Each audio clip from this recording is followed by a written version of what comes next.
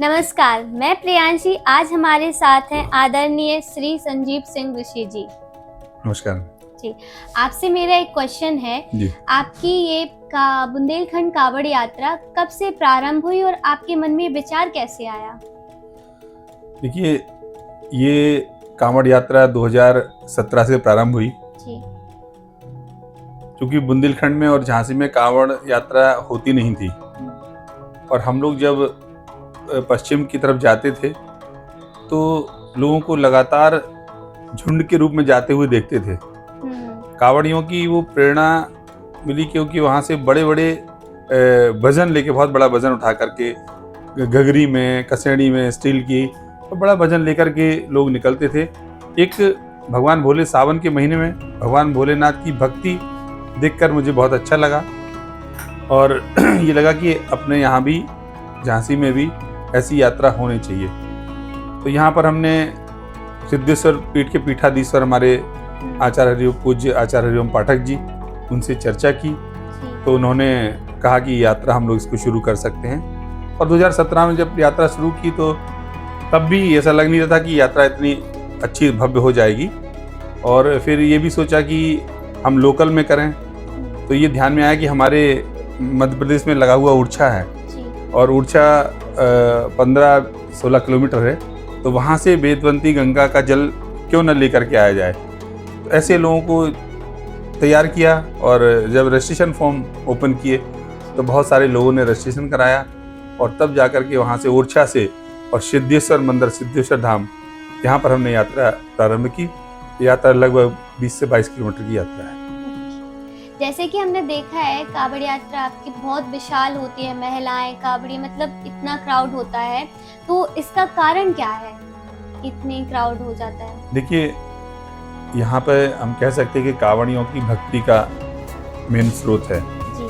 और भक्ति में आप ये जानते हैं कि हर घर में जो जहाँ महिला होती है वो भगवान में लीन जरूर होती हैं, वो पूजा करते हैं। उनके कारण हमारा सनातन धर्म बचा हुआ है। तो इस यात्रा में एक तो कांवड़िए बड़े उत्साह के साथ जुड़ते हैं। झांसी ही नहीं, आसपास के कांवड़िए भी इसमें आते हैं और लोकल झांसी की महिलाएं इसमें आती हैं। तो कांवड़िए इतना ज़्यादा आते हैं कि हमको रजिस्ट्रेशन बंद करना पड़ता है क्योंकि सारी सुविधाएं उनको हम देते हैं। कांवड़ियों को निःशुल्क हम ड्रेस देते हैं, उनको निःशुल्क हम कांवड़ देते हैं, महिलाओं को निःशुल्क हम कलश देते हैं। तो ये सारी व्यवस्थाएं भी हमको करनी पड़ती हैं।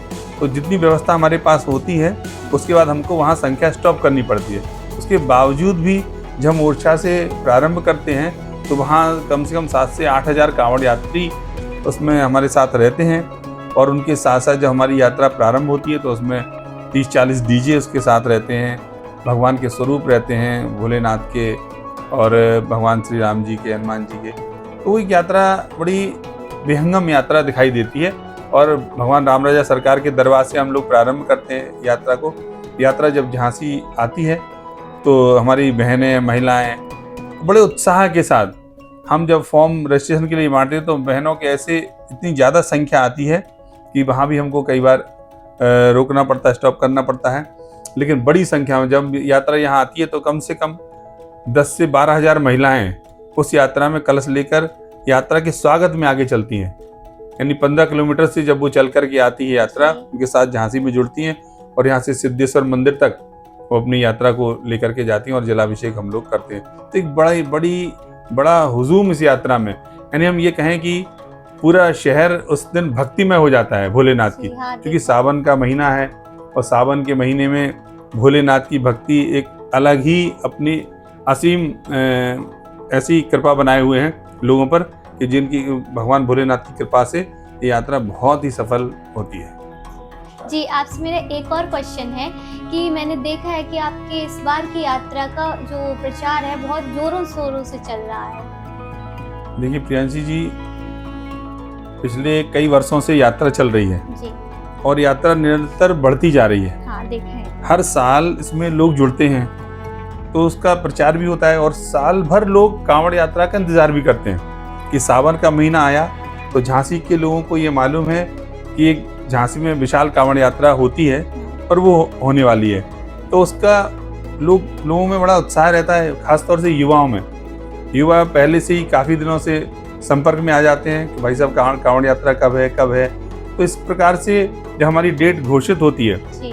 तो सारे लोग उसमें उत्साह के साथ यात्रा में जुड़ने के लिए बहुत सारी पोस्ट डालना, हमसे संपर्क करना, मीटिंग करना, अलग अलग मीटिंग कराना, सारे क्षेत्रों में झांसी के सभी क्षेत्रों में छोटी छोटी बैठकें करना। तो युवा जिस प्रकार से उसमें जुड़ा है, अपने आप को जिस प्रकार से उसने भोले की भक्ति में जोड़ा है, तो वो स्वतः ही इस यात्रा में आता है। यानी ऐसे हजारों युवा हैं जो लगभग हर रोज फ़ोन करते हैं कि भाई साहब कब हमको आना है, कब आपकी यात्रा निकलने वाली है। तो उसमें सीधे तौर पे जुड़े हुए हैं, वो पहले से ही, चूँकि बड़ी संख्या है, पहले से जुड़े हुए हैं। बस उनको तो जैसे ही डेट का पता चलता है तो उतना प्रचार प्रसार अपना शुरू कर देते हैं। और चूँकि बड़ी यात्रा है तो सारे हमारे आप जैसे लोग, सारे पत्रकार बंधु हैं, ब्लॉगर्स हैं, इन्फ्लुएंसर्स हैं, तो ये सारे लोग उसको बड़ी अच्छी तरीके से चलाते हैं और उसकी सफलता हमको मिलती है। जैसे कि अभी आपने युवाओं के बारे में बताया कि जुड़ते हैं, तो मैंने देखा है कि आजकल की जो जेन ज़ी है वो ज़्यादा उत्साहित है आपसे जुड़ने के लिए। देखिए, युवाओं की आप बात करेंगे तो युवा आपसे जुड़ेगा। झांसी हो या बुंदेलखंड का क्षेत्र हो, तो युवा आज हमारा देश का भविष्य है जी। और उसकी बातों को, उनके स्वभाव को आपको समझना पड़ेगा। और युवा जब आगे बढ़ता है तो कोई ना कोई नई क्रांति आती है। जी। तो युवाओं का, सारे जो हमारी कांवड़ यात्रा में ज़्यादातर युवा हैं, 20 से 25, 30 साल से अंदर के सारे युवा हैं। तो वो सारे लोग हमसे जुड़े हैं। बाकी पूरे झांसी नगर में हम देखें और अन्य क्षेत्र में भी देखें तो युवाओं की अगर आप बात करेंगे तो युवाओं के पक्ष की बात करेंगे, उनको समझने की बात करेंगे, उनसे मिलजुल कर बात करेंगे, उनको लगेगा कि हम युवाओं की बात को समझ रहे हैं, तो युवा आपसे जुड़ता है फिर। जी। जैसे कि आप भारतीय जनता पार्टी के नेता हैं और कई पद पर रहे हैं, तो आपने राजनीति की शुरुआत कैसे की थी? देखिए, राजनीति की शुरुआत तो हमारी 92 में हुई थी। जी। 92 में जब बाबरी मस्जिद का मामला चल रहा था और वहाँ मस्जिद को तोड़ा गया था, बाबरी मस्जिद को, तो हम लोग यहाँ पर उस पूरी यात्रा में शामिल थे। वहाँ पर झांसी में उस समय लगभग 2-2.5 लाख लोग, बाहर के लोग रुके हुए थे। तो उनको हम लोग सेवा करते थे, उनको भोजन खिलाना करना। तो उस समय से भारतीय जनता पार्टी उसको लीड कर रही थी। तब से मैं भारतीय जनता पार्टी में जुड़ा हूँ और मैं शुरुआत से ही बूथ का संयोजक रहा हूँ, फिर वार्ड का अध्यक्ष रहा हूँ भारतीय जनता पार्टी का, फिर भारतीय जनता पार्टी मंडल उपाध्यक्ष रहा हूँ, फिर मैं भारतीय जनता पार्टी में जिले का मंत्री रहा हूँ, फिर जिले का महामंत्री रहा हूँ, फिर झांसी महानगर का जिलाध्यक्ष रहा हूँ। उसके बाद कानपुर बुंदेलखंड क्षेत्र में क्षेत्रीय मंत्री, क्षेत्रीय उपाध्यक्ष के रूप में काम किया है। फिर उसके बाद हमने ललितपुर और जालौन के प्रभारी के रूप में काम किया है। इस समय मैं महोबा जिले का प्रभारी हूँ।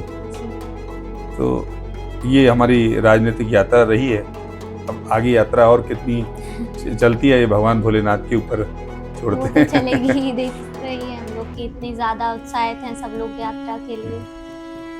जी, झांसी में बहुत जोरों शोरों से चर्चा चल रही है कि आप विधानसभा के इस बार दावेदार हैं। देखिए प्रियांशी जी, हम भारतीय जनता पार्टी के कार्यकर्ता हैं जी। और भारतीय जनता पार्टी में बड़े अनुशासन के साथ अपनी बात कही जाती है। जी। तो शीर्ष नेतृत्व को हमने अवगत करा दिया है कि हम झांसी विधानसभा से चुनाव लड़ना चाहते हैं। तो भारतीय जनता पार्टी में पार्टी तय करती है। सब लोग, बहुत सारे लोग हमारी तरह और सारे लोग भी दावेदार होंगे, टिकट मांग रहे होंगे, लेकिन भारतीय जनता पार्टी जिसको तय कर देती है फिर वही प्रत्याशी होता है। तो इस बार हाँ, हमने कहा है और सभी लोगों का हमारे साथ भी है। जी। और मुझे लगता है कि क्योंकि भारतीय जनता पार्टी हमेशा चुनाव में रहती है और भारतीय जनता पार्टी अन्य दलों से एकदम अलग पार्टी है। हम लोग संगठन में लंबे समय से काम कर रहे हैं। तो इस बार पार्टी को हमने अपनी विषय रखा है। अब पार्टी उसमें क्या निर्णय लेती है ये सब भारतीय जनता पार्टी के ऊपर ही है। जी, झांसी में इस बार कांवड़ यात्रा का क्या स्वरूप होगा, और अगली बार जो है वो पुष्प वर्षा हुई थी हेलीकॉप्टर से, तो क्या इस बार भी होगी? जी, कांवड़ यात्रा का स्वरूप तो यहाँ के सारे लोग जानते हैं, झांसी के लोग, ओरछा के लोग इस बात को जानते हैं। तो कांवड़ की यात्रा का स्वरूप भी बहुत अच्छा रहने वाला है, क्योंकि कांवड़ यात्रा में 15 से 20 हज़ार की संख्या हमारी महिलाओं की और कांवड़ियों को मिलाकर के होगी। उसको और अच्छा दृश्य बनाने के लिए उसमें 101 महिलाएं, लड़कियां रानी लक्ष्मीबाई के रूप में उस यात्रा में शामिल होंगी, चलेंगी। उसके साथ साथ हमारे दिव्यांग भाई जो दिव्यांग हैं वो लगभग 100 से अधिक दिव्यांग भाई अपनी गाड़ियों से यात्रा को लीड करेंगे, सबसे आगे चलेंगे। और इसके साथ साथ एक बाहर से हमने एक टीम, अघोरी की टीम बुलाई है। भगवान भोलेनाथ रहेंगे, अघोरी रहेंगे जो भगवान की बारात में चलते हैं, तो वो अपने नृत्य करते हुए उनके अघोरी, भगवान जी के अघोरी चलेंगे, भगवान भोलेनाथ की यात्रा स्वागत करेंगे, आरती करेंगे। और इसके साथ साथ मैं धन्यवाद देना चाहूँगा मुख्यमंत्री योगी आदित्यनाथ जी का, जिन्होंने इस यात्रा में पुनः, पिछली बार भी हेलीकॉप्टर भेजा था और इस बार भी उन्होंने हेलीकॉप्टर भेजा है। और इस यात्रा पर पुष्प वर्षा हेलीकॉप्टर से होगी, जिसमें कि आपका 3-4 स्पॉट उसके बनाए गए हैं। बस स्टैंड के पास होगी, कचहरी चौराहे पर होगी, जो भव्य स्वागत यात्रा का होगा लगभग 1 से 2 बजे के बीच, जो इलाइट चौराहे पर भी पुष्प वर्षा होगी। और हम इस कार्यक्रम के हमारे मुख्य अतिथि इस झांसी जिले के प्रभारी मंत्री आदरणीय जयवीर सिंह जी इस कार्यक्रम में मुख्य अतिथि के रूप में उपस्थित रहेंगे। उनके ही समक्ष और इस यात्रा पर हेलीकॉप्टर से पुष्प वर्षा होगी और यात्रा यह सिद्धेश्वर मंदिर पर संपन्न होगी। इस बार हम राजनीति की बात करें तो कांग्रेस और सपा दोनों मिलकर चुनाव लड़ रहे हैं, तो आप उनका सामना कैसे करेंगे? देखिए, भारतीय जनता पार्टी पहले भी अकेले उत्तर प्रदेश में चुनाव लड़ी थी जी।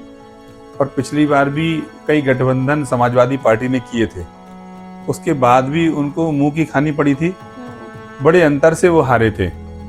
आज वो गठबंधन कर रहे हैं, समाजवादी पार्टी हो या कांग्रेस हो या अन्य दल उनके साथ जैसे भी मिलेंगे, क्योंकि 5 सालों का जो काम हमारे माननीय योगी जी का रहा है, पिछले 9 साल अब तक हो चुके हैं, तो 9 साल के काम को अगर आप उत्तर प्रदेश के आप देखेंगे और पिछली सरकारों को आप देखेंगे, समाजवादी पार्टी की सरकार रही हो या बीएसपी की सरकार रही हो, समाजवादी पार्टी की सरकार जब बनती थी तो केवल एक जाति का बोलबाला था और भ्रष्टाचार चरम पर था। और जिस प्रकार से अभी आप देख रहे हैं, आज हम लोग बैठे हैं, यहाँ लाइट आ रही है। अगर समाजवादी पार्टी की सरकार होती, उस समय होता, तो आज हम लोग अंधेरे में बैठे होते। तो समाजवादी पार्टी का जिस प्रकार का रवैया रहा है, अब वो सरकार में वो नहीं आ सकती। तो उन्होंने एक कुचक्र चला कि सभी लोगों को एक साथ ले लें, पीडीए बनाया। समाजवादी पार्टी का नाम बदनाम हो चुका है। समाजवादी पार्टी को लोग सुनते हैं तो उन्हें लगता है कि दिमाग में मन बन जाता है कि ये गुंडों की पार्टी है। हाँ। तो ये उन्होंने पीडीए चलाया, पीडीए से पिछड़ा वर्ग होगा, अल्पसंख्यक होगा, तो ऐसे लोगों को वोट जोड़ करके रखना चाहते। लेकिन माननीय योगी जी ने जिस प्रकार का सुशासन इन 9 वर्षों में दिया है, चाहे महिला हो, चाहे बच्चे हों, चाहे बुजुर्ग हों, जो सुरक्षा का बड़ा मापदंड तय किया है। कोई भी महिला किसी भी समय अपने घर से निकल सकती है, आ सकती है, जा सकती है। किसी ने किसी मनचले ने या किसी ने कोई गड़बड़ महिला के साथ किया है तो उसको उस सजा, उसकी अपराध की सजा उसे भुगतनी पड़ेगी और तुरंत भुगतनी पड़ेगी। एक लॉ एंड ऑर्डर मेंटेन करके जो योगी जी ने रखा है, तो ये बहुत बड़ी बात है। इसको लेकर के पूरा युवा और अन्य लोग भी ये चाहते हैं कि योगी जी की सरकार बनी रहे। और कांग्रेस का तो हाल बहुत बुरा है, तो उनको किसी न किसी के साथ जाना ही है। तो मैं नहीं समझता हूँ कि दोनों लोग मिल जाएं या कुछ और भी दल मिल जाए। भारतीय जनता पार्टी पहले भी 22 में भी जीती थी, 27 में भी जीतेगी और आगे भी जीतती रहेगी, क्योंकि हमने सभी के लिए काम किया है, किसी को छोड़ा नहीं है। सारे वर्ग, सारे जातियों में हम लोग हैं, सारी जातियों के लिए हमने काम किया है, सारे वर्ग के लिए हमने काम किया है।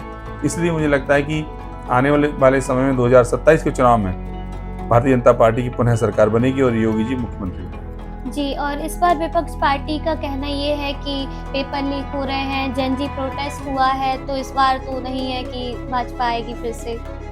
पेपर लीक के जैन जी की बात हम करें, पेपर लीक के मामले में जितना गंभीरता से मोदी जी ने इस विषय को लिया है, मैं नहीं समझता हूँ कि कोई और ले सकता था।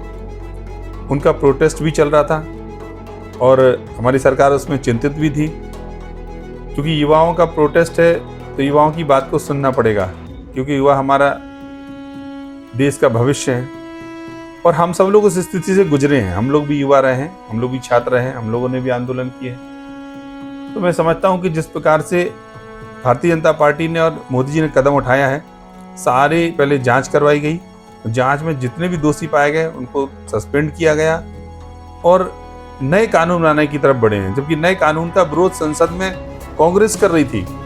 बहुत हीला हवाली के बाद वो सारे कानून पास हुए हैं। मैं धन्यवाद देता हूं मोदी जी का कि उन्होंने ऐसे कड़े कानून बना करके आगे भविष्य में छात्रों के साथ खिलवाड़ ना हो, ऐसे में किसी भी प्रकार से पेपर लीक ना हो, ऐसे कड़े कानून बनाकर देश के युवाओं को एक नया संदेश दिया है। जी, हम वापस आते हैं कांवड़ यात्रा के विचार पे। तो इस बार आपका क्या संदेश है कांवड़ यात्रा? देखिए, दिनांक 20 अगस्त को 2026 को यह यात्रा होने वाली है और मैं तो पूरे नगर वासियों से, सभी लोगों से, बुंदेलखंड वासियों से यह गुजारिश करूंगा कि इस यात्रा में आप अवश्य पधारें। यह यात्रा भगवान भोलेनाथ की यात्रा है। यह यात्रा कोई शक्ति प्रदर्शन नहीं है, यह यात्रा भक्ति प्रदर्शन की है। तो हम भोलेनाथ की भक्ति से जुड़ें और इस यात्रा में शामिल हों, उस वर्षा करें और इस यात्रा को देखें निश्चित रूप से, क्योंकि उस दिन झांसी काशी बनने वाला है और सारे लोग इसमें उत्साहित होकर के इसमें देखते हैं, मिलते हैं, शामिल होते हैं, यात्रा को देखते हैं। देखने का पूरा झांसी समूह निकल करके, घरों से निकल करके इस यात्रा को देखने के लिए आता है। मैं आग्रह करूंगा कि सभी लोग इस यात्रा में शामिल हों।